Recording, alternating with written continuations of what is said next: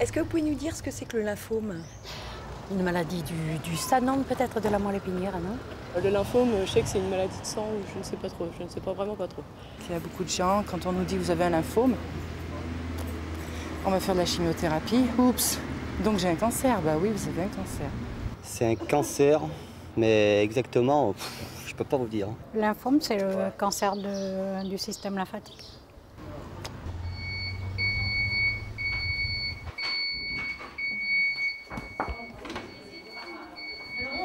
Vous m'avez même pas appelé. Vous êtes endormi? Celui-là, c'est 10 minutes. Le jour où on m'a appris que j'avais un lymphome, évidemment, bon, j'espérais toujours que c'était pas ça. J'étais j'avais peur, j'étais anxieuse et je me voyais déjà à la fin de ma vie. Et après, tout de suite, les médecins m'ont dit, mais vous savez, c'est un lymphome très grave, qui se développe vite, mais c'est un lymphome aussi qui se traite très bien. Nous avons des protocoles maintenant qui sont très efficaces et c'est un lymphome qui peut se guérir. Il faut se battre, il faut garder le moral, c'est très, très important. Mais ne craignez rien, on va vous soigner, on va vous guérir. Donc tout se passe bien? Oui. Bon, un petit peu d'effets secondaires? Plus c'est fatigant. Oui, un peu plus de fatigue aussi avec le temps? Un lymphome est un cancer particulier car au lieu de survenir dans un organe comme le sein, le poumon ou le côlon, il survient dans du tissu lymphoïde. Donc le tissu lymphoïde se trouve préférentiellement dans les ganglions, ce qui explique pourquoi la plupart des lymphomes se révèlent par des ganglions. Mais il y a aussi du tissu lymphoïde dans tous les organes comme l'estomac, le poumon, le foie.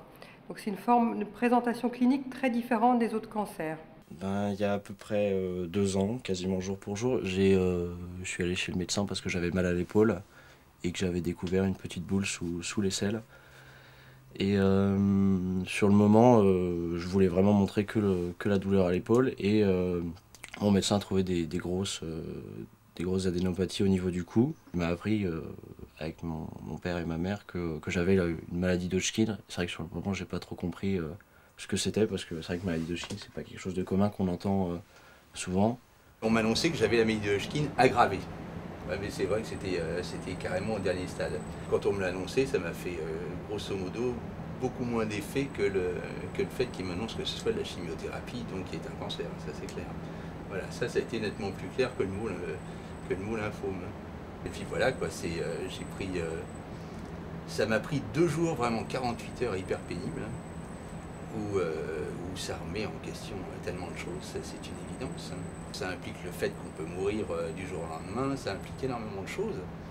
Donc c'est clair que c'est un moment compliqué, complexe.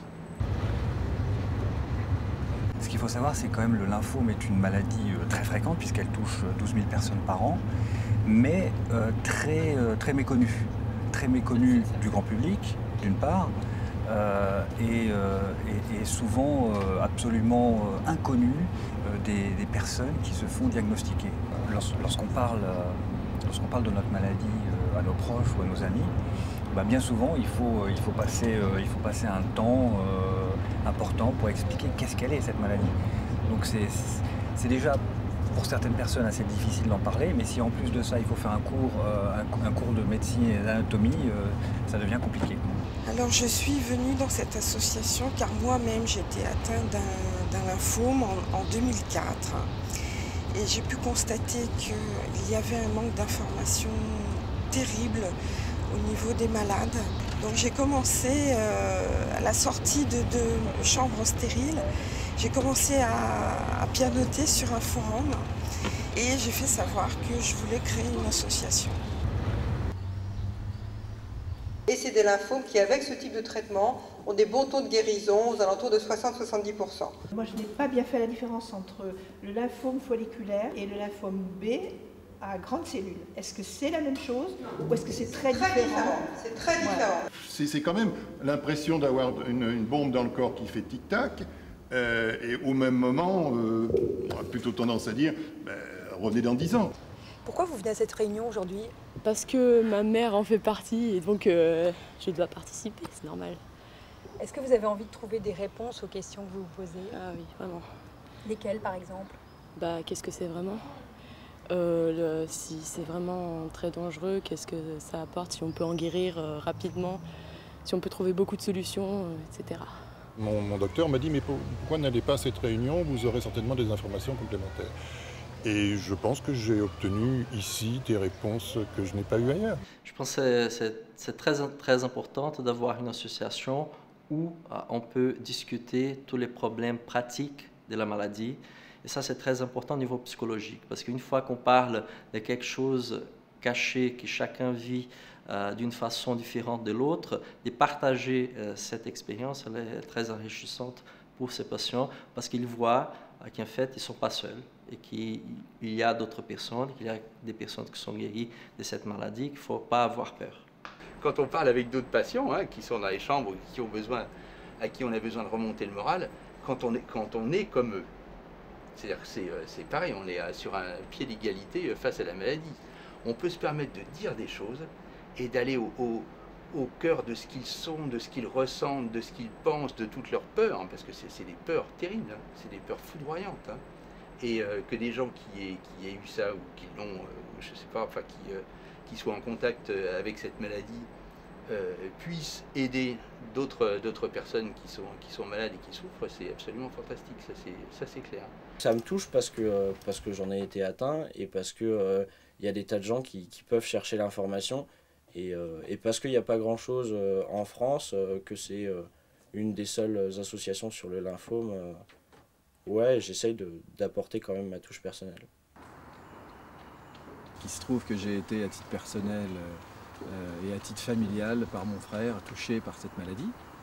Et les choses m'ont ensuite semblé naturelles d'essayer d'allier cette passion de la course et de me dire en quelle manière je pourrais arriver à aider des gens qui sont atteints de cette maladie, puisque mon frère était lui-même passionné de course à pied.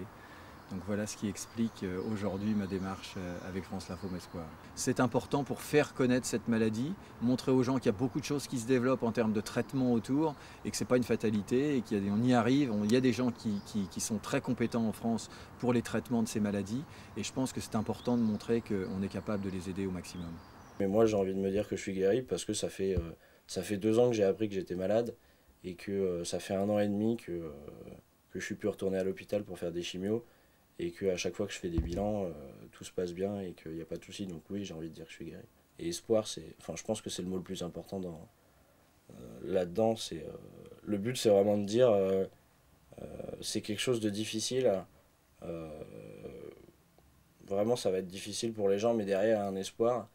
Et parce qu'il y a un espoir, il faut se battre jusqu'au bout. Et ouais, je pense que vraiment, espoir, c'est le mot le plus essentiel.